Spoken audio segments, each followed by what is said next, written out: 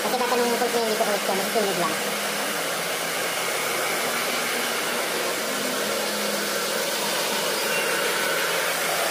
Kasi makakaan ng kulay siya. Hindi ko pasa mga kulay.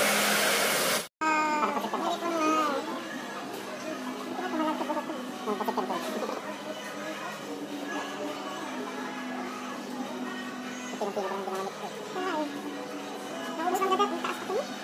Nakamanipis na kasi yung pagkakagawa ko. Nakakulong niya ko, Bill. Hindi na nakasyon. Ano siyang kantik-kantik. Maganda kasi yung sa ganito pag itong style. Hindi siya basta-basta yung luwagod. Yung para sa malalaki. Ang malaki kasi, ano yun, bagsak yun? Oo, luwagod. Hindi kayo mga tela sa buhay. Yan mga langga, para natin si Valentina sa ating buhok. Ayan ang ating buhok. O, diba? Kabuha ko na si Valentina. Diba? For a change daw. Kaso lang, yung dito banda kasi sa may bangs, hindi ko alam kung ano nangyari dyan. Dahil sa bangs na yan.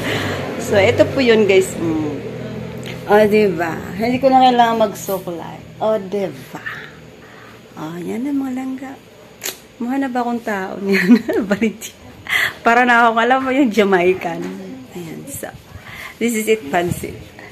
Diba? Ganito siya, guys. Ayan. Hindi ko sinuklay. Hinayaan ko siyang ganyan. So, ayan pala yung camera. So, this is it. Ito daw si Sakura ngayon. Hindi ko alam kung Valentina or si Anaconda. Ayan. Thank you for watching, guys. And, ano to tawag nito. Magaling okay yung bakla na yun ang gumawa. Kasi ang ginamit niya is yung stick ng barbecue. Which is, diba, before, may mga natural way tayo ng pagkulot. Yung, ano yun ang kamuting kahoy. So, instead daw kamuting kahoy yung ginamit. Yung ginamit niya barbecue stick. So, ito yung kalalabasan. But in fairness, buti tumalab sa buho ko kasi yung buho ko lumalaban to pagdating sa kulot kasi talagang natural straight hair ako.